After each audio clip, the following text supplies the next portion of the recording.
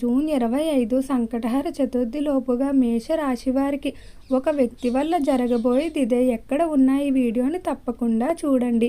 మేషరాశి వారికి ఏర్పడబోయే ఫలితాలు చూసే ముందు మీరు కనుక ఫస్ట్ టైం మా ఛానల్ని చూస్తున్నట్లయితే సబ్స్క్రైబ్ చేసుకోండి. అలానే పక్కనే ఉన్న బెల్ ఐకాన్ని యాక్టివేట్ చేసుకోవడం వల్ల మా ఛానల్లో పెట్టే ప్రతి వీడియో నోటిఫికేషన్ మీ మొబైల్కి అందుతుంది. మీకు కనుక ఈ వీడియో నచ్చినట్లయితే లైక్ చేయండి. అలానే మీ ఫ్రెండ్స్ అండ్ ఫ్యామిలీ మెంబర్స్లో ఎవరైనా మేషరాశి వారు ఉంటే వారికి తప్పకుండా ఈ వీడియోని షేర్ చేయండి. మేషరాశిది రాశి చక్రంలో మొదటి రాశి. ఈ రాశి యొక్క అధిపతి కుజుడు.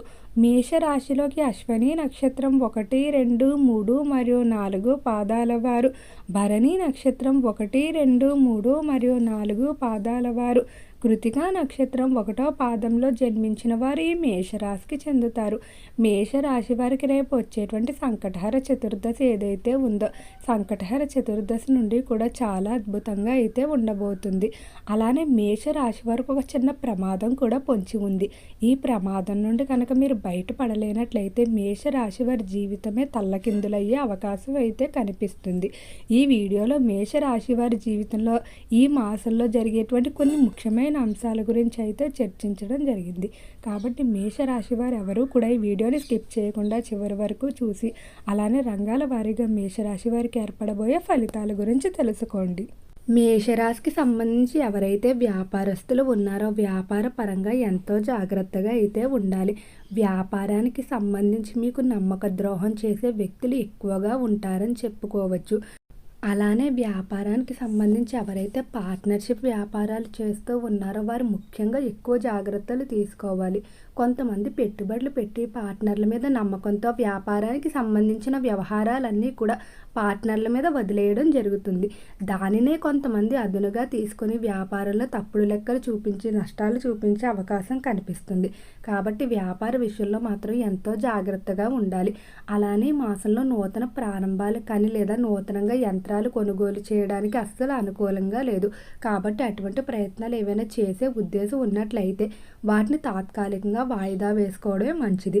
ఇక ఈ రాశికి సంబంధించి ఎవరైతే పారిశ్రామిక రంగంలో వ్యవహరిస్తూ ఉన్నారో పరిశ్రమల పరంగా చాలా వరకు కూడా అనుకూలంగానే ఉండబోతుంది. పరిశ్రమలకు సంబంధించి పని వేగంగా ముందుకు వెళ్తుందని చెప్పుకోవచ్చు. అలానే పరిశ్రమలో యంత్రాలు చెడిపోయి ఏవైతే సమస్యలు ఇబ్బంది పెడుతూ ఉన్నాయో వాటిని ఈ మాసంలో పరిష్కరించడానికి నిర్ణయాలు తీసుకుంటారని చెప్పుకోవచ్చు. ఆర్థికంగా వనరులు కూడా అన్ని విధాలుగా సహాయ సహకారాలు అందుతాయి. అలానే రాశివారి ఈ మాసంలో ఎక్కువగా కొత్త ఆదాయ మార్గాలు వెతుక్కోవడానికి ప్రయత్నిస్తూ ఉంటారు.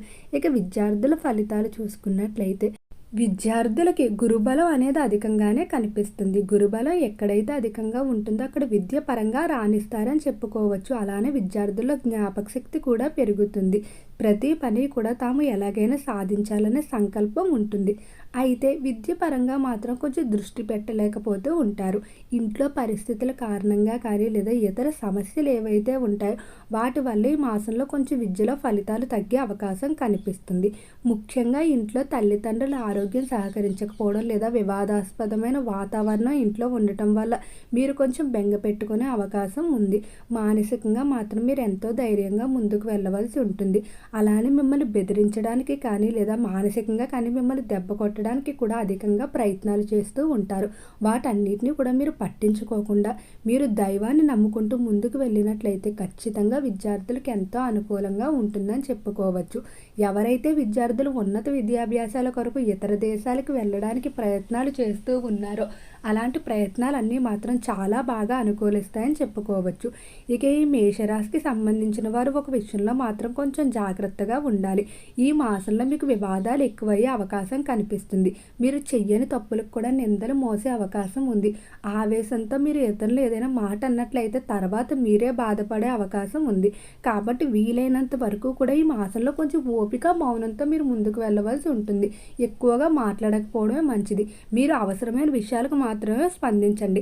అనవసరంగా స్పందించినట్లయితే మీకు ఉన్నటువంటి విలువను మీరే కోల్పోయినట్లు చేసుకోవడం జరుగుతుంది. ఇక రాజకీయస్తుల ఫలితాలు చూసుకున్నట్లయితే రాజకీయ పరంగా మాత్రం చక్రం తిప్పబోతున్నారు. ఎంతో కాలంగా మీరు ఎదుర్కొన్నటువంటి ఏవైతే ఎదురు దెబ్బలు ఉన్నాయో వాటన్నిటికీ సమాధానం చెప్పే విధంగా ఘన విజయాన్ని అయితే రాజకీయస్తులు పొందబోతున్నారు. రాజకీయ పరంగా మాత్రం చాలా అద్భుతంగా ఉంటుందని చెప్పుకోవచ్చు. కేవలం రాజకీయ పరంగానే కాకుండా మీరు చేసేటువంటి ఇతర వ్యాపారాలు ఏవైతే ఉన్నాయో వాటిలో కూడా బాగా రాణిస్తారని చెప్పుకోవచ్చు. ఇక ఈ రాశికి సంబంధించిన వారు ఒక విషయంలో మాత్రం కొంచెం అధికంగానే జాగ్రత్త ఉండాలి. వాహన ప్రమాదాలు అనేవి జరిగే అవకాశం ఎక్కువగానే కనిపిస్తుంది. కాబట్టి వాహనాల మీద బయటకు వెళ్ళేవారు కొంచెం జాగ్రత్తగా ఉండాలి. అందులోనూ యువకులు తక్కువ వేగంతో వెళ్ళడం మంచిది. బయటకు వెళ్ళేటప్పుడు 3 సార్లు ఇష్టదైవ నామస్మరణ చేసుకొని ఇష్టదైవాన్ని ప్రార్థించుకున్న తర్వాత వెళ్ళడం మంచిది. అలానే తోడుగా వెల్లుల్లిపాయను కూడా తీసుకువెళ్ళినట్లయితే చాలా వరకు వాహన ప్రమాదాల నుండి బయటపడతారని చెప్పుకోవచ్చు. ఇక ఈ రాశికి సంబంధించి ఎవరైతే సినీ పరిశ్రమల్లో కళారంగంలో వ్యవహరిస్తూ ఉన్నారో కళాకారులకు మాత్రం బాగానే కలిసి వచ్చే అవకాశమే కనిపిస్తుంది. కళారంగ పరంగా మంచి పేరు ప్రఖ్యాతులు సాధించుకుంటారు. అలానే కళాకారులకి ఈ మాసంలో విపరీత ధన వ్యయం కూడా కొంచెం ఇబ్బంది పెట్టే అవకాశం ఉంది. అంటే ఎంత మీరు ఖర్చులు తగ్గిందామని ప్రయత్నాలు చేసినప్పటికీ కూడా అనవసర వ్యయాల రూపంలో ఆ సమయానికి డబ్బు బయటకు వెళ్ళిపోవడం జరుగుతుంది. మేషరాశికి సంబంధించి ఎవరైతే ఉద్యోగస్తులు విదేశాలకు వెళ్ళడానికి ప్రయత్నాలు చేస్తూ ఉన్నారో అలాంటి ప్రయత్నాలన్నీ కూడా చాలా వరకు అనుకూలిస్తాయని చెప్పుకోవచ్చు. విదేశాలకు వెళ్ళడానికి సహాయ సహకారాలు అనేవి పై స్థాయి అధికారుల నుండి ఆశించిన రీతిలో లభించడం వల్ల ఎంతో ఆనందంగా ఉంటారు. అలానే ట్రాన్స్ఫర్లు కూడా అనుకూల ప్రదేశాలకు ఏర్పడతాయని చెప్పుకోవచ్చు. ఎవరైతే చేపల చెరువులు, రొయ్యల చెరువులు వ్యాపారాలు చేస్తూ ఉన్నారో చెరువుల వ్యాపారాల్లో బాగానే కలిసి వస్తుంది. కుటుంబ విషయంలో మాత్రం విపరీతమైన తగాదాలు ఉంటాయని చెప్పుకోవచ్చు. విడిపోయే అవకాశాలు కూడా అధికంగా కనిపిస్తున్నాయి. కుటుంబ పరంగా నరదిష్టి, నరఘోష ప్రభావం ఉంటుంది. తల్లిగారి ఆరోగ్యం కానీ లేదా తండ్రి గారి ఆరోగ్యం కానీ సహకరించకపోవడం వల్ల మీరు ఎంతో బాధపడుతూ ఉంటారు. కుటుంబంలో చిన్న చిన్న చికాకులు అనేవి ఎక్కువ అవుతూ ఉంటాయి. చేసేటువంటి వివాహ ప్రయత్నాలు కలిసి రాకపోవడం, సంతానం మాట వినకపోవడం, సంతానానికి సంబంధించి కొన్ని విషయాల్లో బెంగ పెట్టుకోవడం ఇటువంటివన్నీ కూడా బాగా అధికంగానే కనిపిస్తున్నాయి. మేషరాశి వారిపై విపరీతమైన నరదిష్టి ప్రభావం అనేది ఈ సమయంలో ఎక్కువగా బాధిస్తుందని చెప్పుకోవచ్చు. వీటన్నిటి నుండి బయటపడడం కొరకు మేషరాశి వారు నవగ్రహ ఆరాధన, నవగ్రహ ప్రదక్షిణ చేసుకోవాల్సి ఉంటుంది. నవగ్రహాల చుట్టూ 3 సార్లు కానీ 9 సార్లు కానీ ప్రదక్షిణలు చేసుకోవాలి.